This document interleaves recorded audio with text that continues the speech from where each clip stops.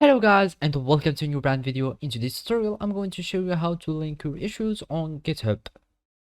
So the first thing to do is to open your web browser, either if it was Google Chrome, Mozilla Firefox, Microsoft Edge or any web browser that you are using. After that you will need to go to github.com.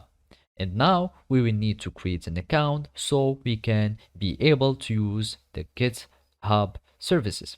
So basically all we need to do is to click on sign up and then it will redirect us to the sign up page. And now you will need to add your email, then gmail.com or any other email that you are using. You click on continue, you create a password. So if it was anything like that, you click on continue and then you will add a username, for example whatever the username was. Now you will need just to type yes or no if you want to have the emails and announcements. So click on no if you don't want to, and then you will need just to solve as a verification, you solve this puzzle.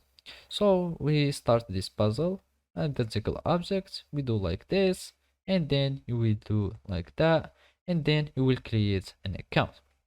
So basically after you create an account, all you need to do is to verify your email by having copying the code that will be sent to your email, and then you will just paste it here and you will be able to create a new account on GitHub. After that it will sign in you and you will have access to use the GitHub repository. And basically now all you need to do is to follow these simple steps.